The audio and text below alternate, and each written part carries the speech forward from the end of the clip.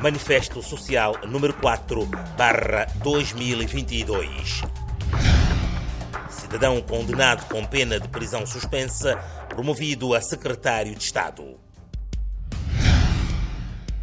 O Observatório Transparência STP tomou conhecimento de uma denúncia pública que dá conta que o secretário de Estado das Infraestruturas, Recursos Naturais e Ambiente, Ernestino Jesus da Costa Gomes, empossado na última remodelação governamental feita pelo primeiro-ministro Jorge Lopes Bom Jesus, foi condenado pelo crime de falsificação de documentos com pena de prisão de 3 anos suspensa no âmbito de um processo-crime.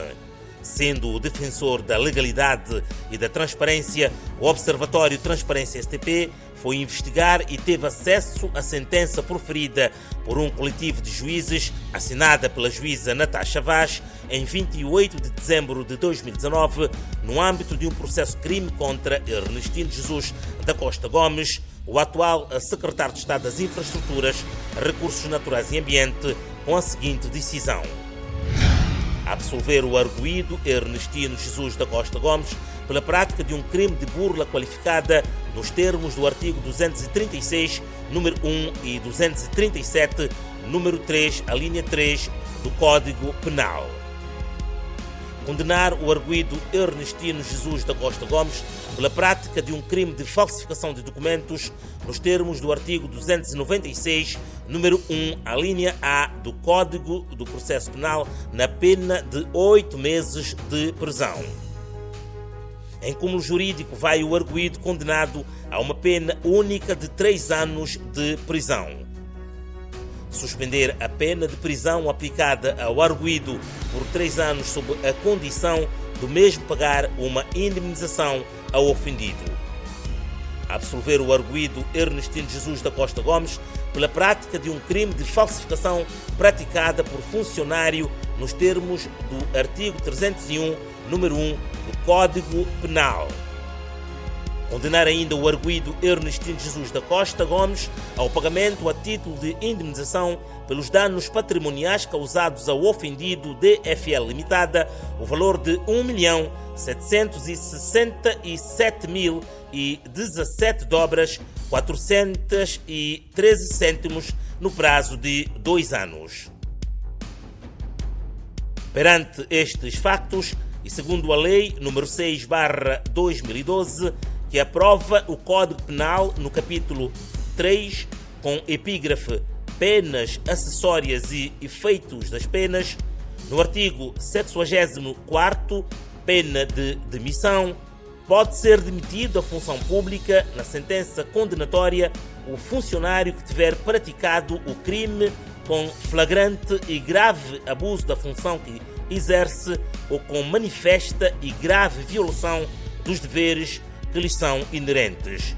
O funcionário público pode ainda ser demitido quando o crime, embora praticado fora do exercício da função pública, revele que o agente é incapaz ou indigno de exercer o cargo ou implique a perda da confiança geral necessária ao exercício da função. O disposto nos números anteriores só pode ter lugar relativamente a crimes punidos com pena de prisão superior a 2 anos.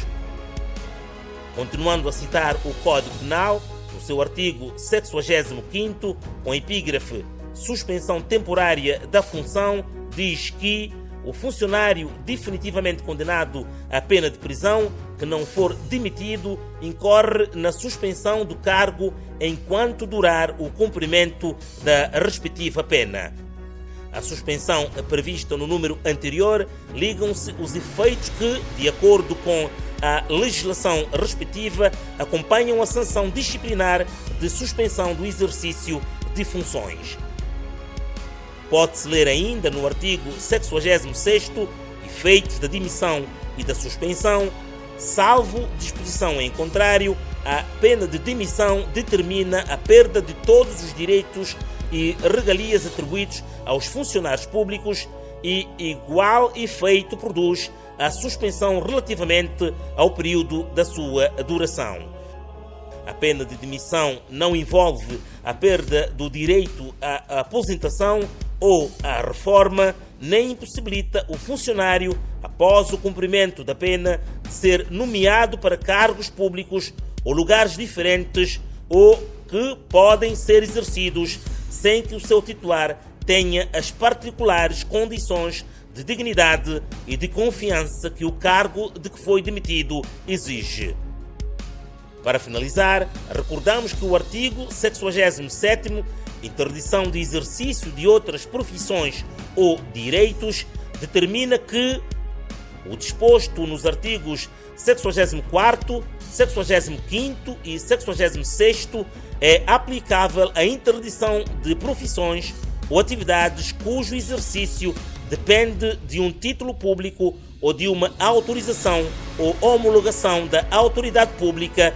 Nestes casos, o Tribunal pode determinar, em vez da demissão, a proibição do exercício da profissão ou atividade. Por tudo isso, e para o cabal esclarecimento deste assunto, o Observatório Transparência STP julga importante colocar as seguintes questões. Primeiro, será que o crime compensa? Qual é a mensagem que as autoridades de São Tomé e Príncipe quererão passar aos nossos jovens, nomeando pessoas condenadas para altos cargos públicos? Segundo, se o Código Penal faz estas referências para os funcionários públicos, quais serão as exigências para um cidadão que ocupa cargo político na governação do país, que se exige decoro, mérito e idoneidade? Terceiro, o cargo de secretário de Estado será ou não um cargo público ao serviço do Estado? Quarto, a data da condenação do cidadão Ernestino Jesus da Costa Gomes foi a 28 de dezembro de 2019. Fazendo as contas, só estará livre em 27 de dezembro de 2022 após o pagamento de uma indemnização. Como se explica a sua nomeação para o cargo de secretário de Estado nestas condições? Quinto, o senhor Primeiro-Ministro Jorge Lopes Bom Jesus não tinha conhecimento desses fatos quando propôs o nome deste cidadão para exercer um cargo governamental. Sexto, a apresentação de um atestado criminal e cadastral faz ou não parte de documentos necessários para nomeação para cargos públicos e políticos em São Tomé e Príncipe.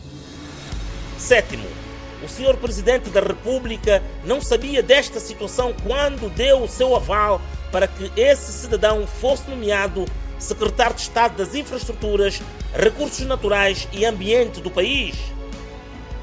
Oitavo, agora que o Primeiro-Ministro e o Presidente da República tomaram conhecimento deste facto, que decisão o povo de São Tomé e Príncipe pode esperar?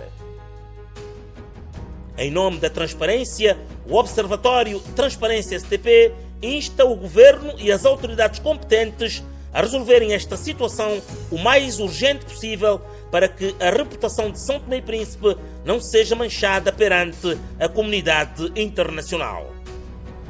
O Observatório Transparência STP reitera que o seu papel enquanto iniciativa da sociedade civil é o de questionar, alertar e contribuir para a defesa da legalidade, dos direitos fundamentais dos cidadãos, da transparência e melhor comunicação por parte dos decisores públicos, cabendo a estes, no âmbito das suas responsabilidades e funções, tomar as decisões com vista a salvaguardar o interesse público no estrito cumprimento das leis em vigor e das regras da democracia que fundamentam o nosso Estado. São Tomé e Príncipe, 9 de fevereiro de 2022.